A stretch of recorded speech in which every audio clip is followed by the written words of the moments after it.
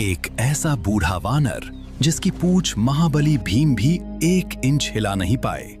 ये कहानी है महाभारत के वनवास काल की। एक दिन द्रौपदी की इच्छा पर महाबली भीम सौगंधिक कमल के फूल लाने के लिए अपनी शक्ति के पूरे घमंड के साथ जंगल की ओर निकल पड़े। जंगल में जिस रास्ते से भीम तेजी से जा रहे थे, वहां उन्होंने देखा एक बूढ़ा कमजोर सा वानर लेटा हुआ है। उसकी विशाल पूंछ ने पूरा रास्ता रोक रखा था। भीम ने गरज कर कहा, हे वानर, ये क्या तरीका है? मेरा रास्ता रोके क्यों लेटे हो? हटो यहां से। बूढ़े वानर ने धीरे से आंखें खोली। क्षमा करना है वीर पुरुष, मुझ में उठने की शक्ति नहीं है। दया करके तुम ही मेरी पूंछ हटाकर आगे चले जाओ। पर भीम का अहंकार और बढ़ गया। हंसते हुए उन्होंने अपने दोनों हाथों से पूरी ताकत लगाई, शरीर का पूरा बल लगा दिया, लेकिन पूंछ टस से मस नहीं हुई। उनका चेहरा पसीने से भीग गया और घमंड पल भर में चूर चूर हो गया। भीम समझ गए कि ये कोई साधारण वानर नहीं हो सकता।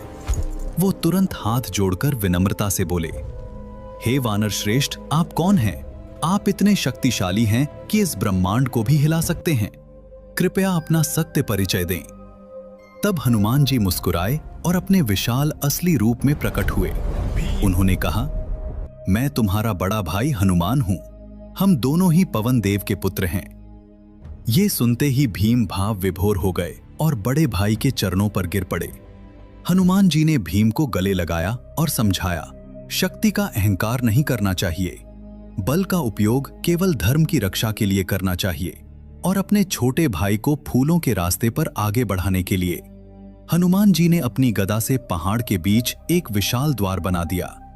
यही द्वार जहां यह अद्भुत घटना हुई, आज पांडुपोल के नाम से जाना जाता है। यह स्थान राजस्थान के अलवर जिले में स्थित सरिस्का टाइगर रिजर्व के घने जंगलों में है और कुछ ही दूरी पर यहां हनुमान जी उसी लेटी हुई शयन मुद्रा में विराजमान हैं, जैसे वह भीम को मिले थे।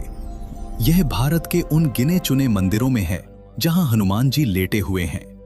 अब अगर आपने कमेंट में जय बजरंगबली नहीं लिखा तो आपका जीवन का कोई मतलब नहीं।